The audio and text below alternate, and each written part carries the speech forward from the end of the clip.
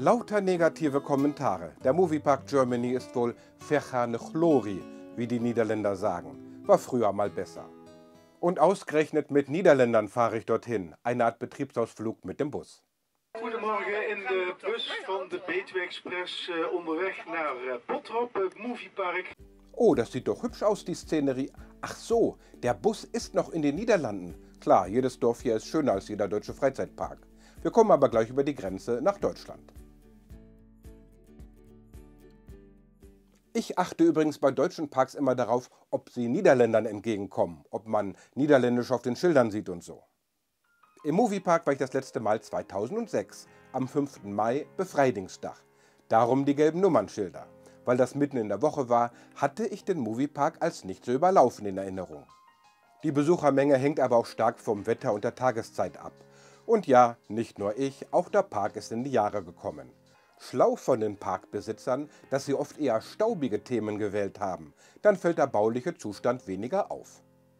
Und was in den USA normal ist, das nehmen Europäer ziemlich übel.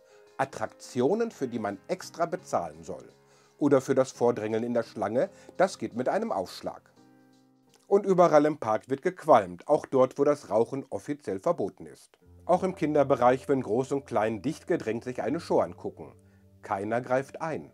Klar, am blauen Dunst wird verdient, aber schon krass, dass sogar der Harry-Potter-Laden nach Raucherkneipe stinkt. Erfreulicher sind die vielen Achterbahnen im Park, für die Fans. Ansonsten hat das Angebot gewisse Grenzen. Vieles ist außer Betrieb oder erst später offen, obwohl der Park relativ früh schließt. Allerdings, die Stuntshow ist durchaus sehenswert. Ganz ehrlich, 2006 gab es aber noch deutlich mehr Story und Stunts. Dafür ist die Stuntshow heute familienfreundlicher. Angemessen war auch die Show im Kinderbereich. Die Mehrheit der Mitarbeiter hatte sogar Spaß am Tanzen. Und es ist nett gemeint, wenn im 4D-Film Tom und Jerry hinfallen und die Sitze im Kino ruckeln.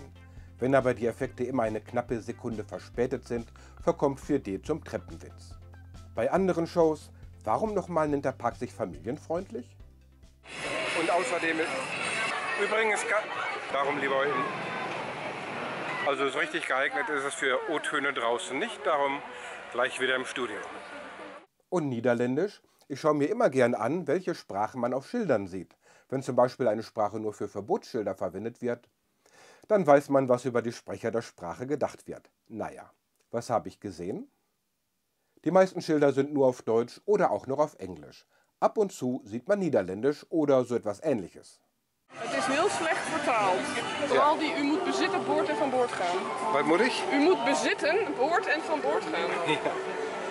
Personen die lijden aan epilepsie kan niet rijden. Oh, we hebben nog niet gezien. Ja? Ja, persoon moet personen zijn. Ja. Dit is ook een rare zin. Merk op dat onze medewerkers nodig zijn om de door TÜV grootte en leeftijd eisen gesteld precies doelstellingen te controleren. Dat is geen Nederlands. Ja. Erfreulich ist aber, dass bei fast allen Fahrgeschäften die Warnhinweise in den 3 Sprachen sind. Geht der Park also auf Niederländer zu? Nou, nicht echt hoor. Weder bei den Fahrgeschäften oder der Szenerie noch auf der Speisekarte. Für niederländische Kinder ist es etwas schade, wenn sie manches nicht verstehen. Allerdings, Niederländer sind sich bewusst, dass sie im Ausland sind. Sie erwarten gar nicht, dass Mitarbeiter Niederländisch können oder so. Der Moviepark lebt von Fahrgeschäften und auch bei den Shows geht es vor allem um das Spektakel. Nein, aber Niederländer erwarten von Deutschland, dass die Mitarbeiter freundlich sind, dass die Portionen riesig sind, dass alles sauber ist und gut instand gehalten. Moviepark Germany. Das Germany muss sich der Park wohl erst wieder verdienen. Und der Rest von Deutschland wohl auch. Und was macht einen Park aus? Hoffentlich wirkt das jetzt nicht kleinlich, aber einer meiner Mitreisenden sagte, im Moviepark waren leider viele Fahrgeschäfte oder Laternen und Sitzbänke nicht an ein Thema angepasst. Andere Parks wie der Efteling haben ein Designkonzept für alles. Was das Essen angeht, es ist ein Freizeitpark, es herrscht Inflation. Ja. Aber die Pommes frites hauen nun wirklich keinen Holly aus den Klompen. Wenig und al dente. Über den Bildschirm kann man flott bestellen, doch das Personal war nicht gut strukturiert. 2-mal Pommes mit Mayo aus der Plastiktube, das kann doch nicht 20 Minuten dauern. Was lernen Niederländer vom Moviepark? Wenn ihr ins Ausland geht, bringt lieber euer eigenes Essen mit. Fazit: Ich war vergünstigt im Park, dann lohnt sich der Besuch das schon.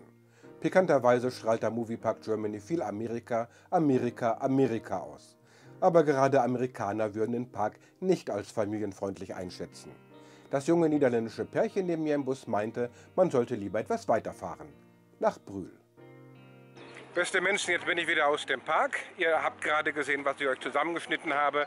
Ja, für O-Töne war es da nicht ganz geeignet. Ich hoffe, es hat euch gefallen. Vielleicht habt ihr ja einen Daumen übrig für ein Like. Vielleicht möchtet ihr den Kanal auch abonnieren, das würde mich freuen. Ich wünsche euch auf jeden Fall einen schönen Sommer. Tot ziens!